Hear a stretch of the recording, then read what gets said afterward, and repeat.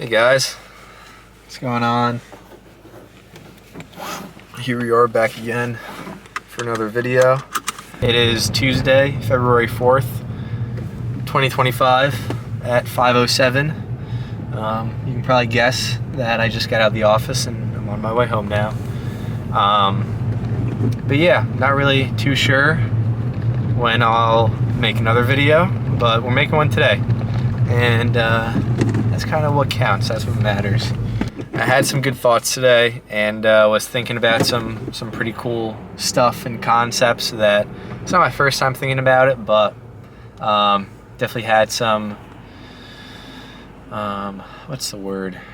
Definitely had some good things to think about today and some stuff that I wrote down and stuff that I'd like to share with you guys if that's all right. So that's what I'm gonna do. So the main topic that I want to talk about today, the topic that crossed my mind and I had a lot of good thoughts surrounding, was the topic of attachment. When I first started thinking about this on my drive home, or I shouldn't say my drive home, on my drive to work, thinking about attachment was attachment towards, physical material things. When you purchase and you buy things and you become an owner of something, whether you realize it or not, you simultaneously become attached to that thing. And that can be a good thing or a bad thing. But you do become attached to that thing. And the question then arises in your mind of, do you own that thing, or does that thing now own you? The first examples that come to mind are things like, say cars or houses or, clothing, or really any sort of luxurious physical material item. You might be really happy and very satisfied and proud in the moment of the physical thing that you just bought. But again, you should begin to become conscious and consider of the attachment surrounding the ownership of that thing.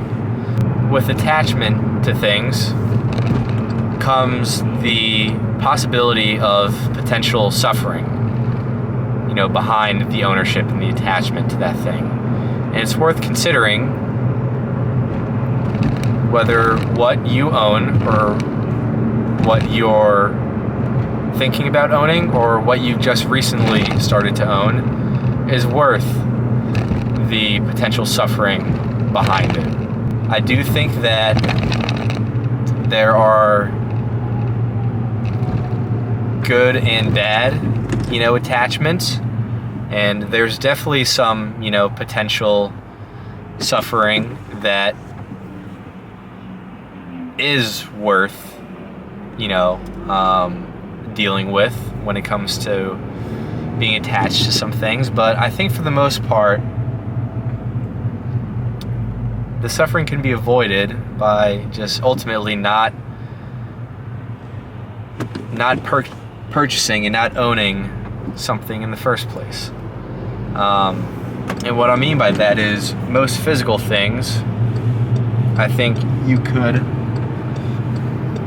kind of cut out and refrain from purchasing, as much as, say, your pride or your ego wants you to purchase and own something. Again, I think it is worth noting the attachment that comes from it, and thus you don't actually own that thing actually owns you, and that thing actually controls, your happiness and your peace and your well-being and a bunch of other stuff that I'm not mentioning. And if it's not worth, suffering over in that aspect, then you can completely avoid it by just not purchasing it in the first place and not owning it in the first place. I think that some of the most happy people in this world, they own the least amount of physical things. And a big reason why they're so happy is because they're not attached to anything physically. nothing physically is holding them back from being happy and having inner peace and finding themselves and expressing themselves. Nothing holds them back. They have the basic necessities: food, water, shelter, clothing. And, that's all you really need. Anything other than that is kind of just icing on the cake. Just the cherry on top. You don't need it. You can have it. It's a luxury, but it doesn't ultimately make you happy.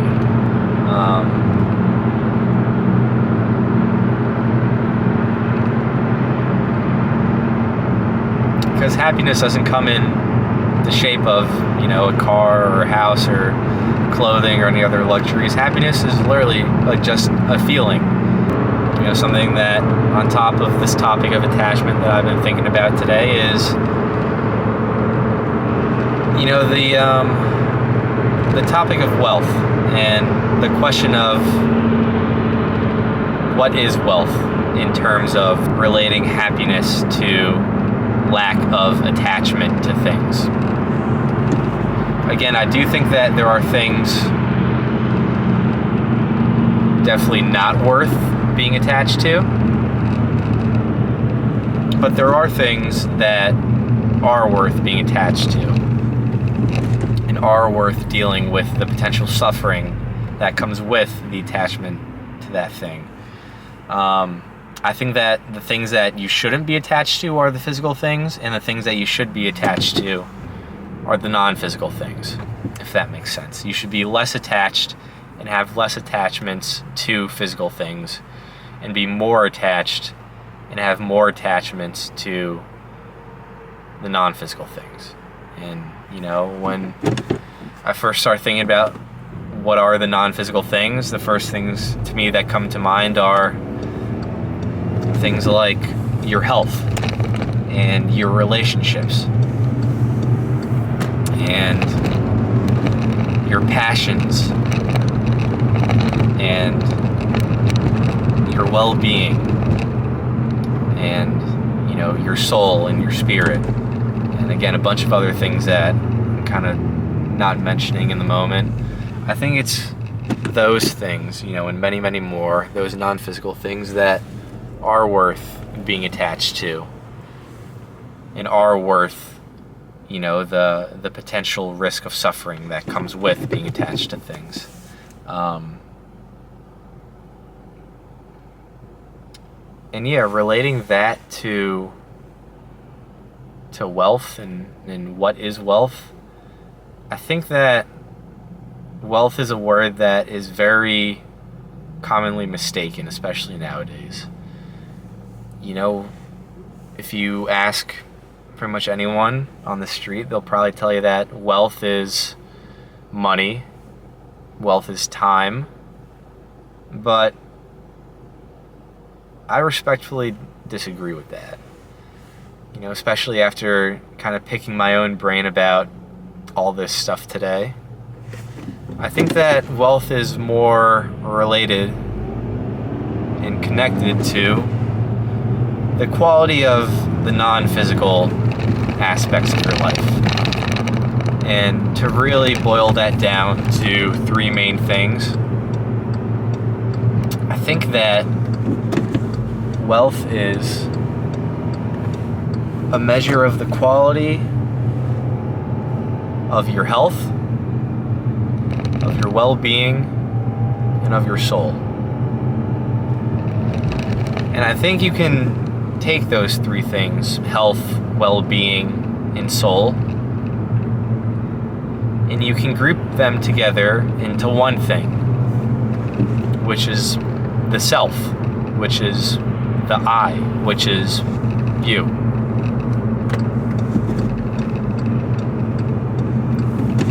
So,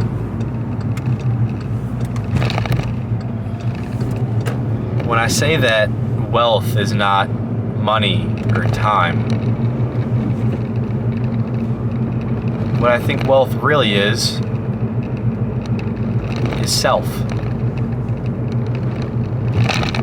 Your wealth is yourself. Wealth is self. I think that that's all you kind of really need to know about what it really means to be rich and to be wealthy and to be abundant. You know, what is the quality of your health? What is the quality of your well-being? And what's the quality of your soul? I think when you really boil it down, if you can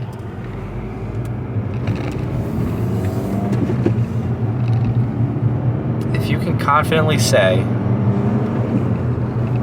that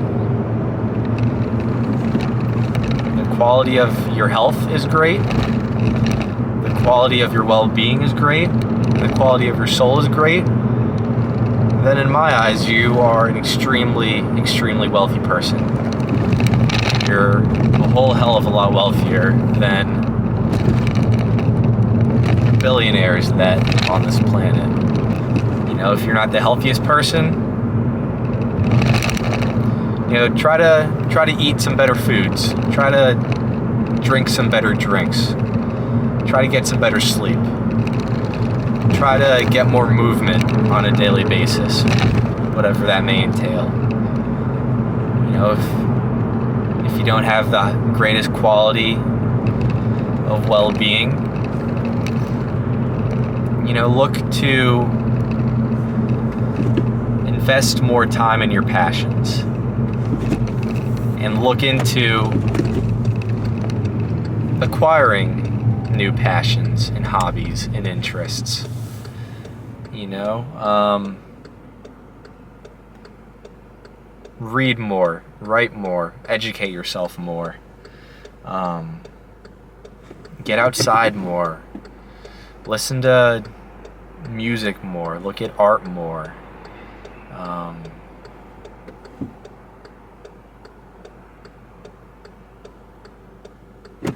You know, just invest in yourself more and love yourself more. And you know, I'm sure there's a lot of other things that I'm forgetting to mention. And you know, if you look at your soul and you don't see it as having the greatest of value, I would say the first thing to do is to find more silence in the day. You know, let your soul speak to you. It'll tell you everything you need to know. And I think that there is no limit, as always, to how wealthy you can become and how great of a life you can live, because it's entirely under your control and your influence. You know, you get to choose. You get to choose what attachments you allow into your life, and you know, you get to choose the quality of your health, well-being, and your soul. And there's no limit to either, and it's entirely under your influence and your power, under your control. So take ownership and become aware of that kind of stuff and make the most of it. And, you know, as a result, live the best life that you possibly can with the opportunity and the time that you have here. You know, we're into some pretty special and some pretty great times right now. And I think that a lot of people are starting to realize that. And as always, I think that more people can realize that. So just remember that there's a lot more to it than you think. Remember to ask me questions, leave me comments, suggestions, anything you got, let me hear it. You know, if you like this video, feel free to like it, subscribe to this channel, share this with anyone who you think that could, you know, use this stuff to their benefit, or maybe could hear this stuff right about now. And just remember that I'm always rooting for you guys. You know, I'm always in your corner, cheering you guys on, always wishing nothing but the best, because we're all in this together and we're all one, whether we realize it or not. And yeah, just remember that life is good, life is beautiful, as it always has been, as it always is, and as it always will be. Looking forward to everything with this channel and all of the future changes and experiments and growth that's yet to come. And I'm just happy to be here, man. You know, it's awesome. That's all I need to know. It's awesome, man. So yeah, not sure the next time we'll talk, but the next time we talk, we will talk then. Bye.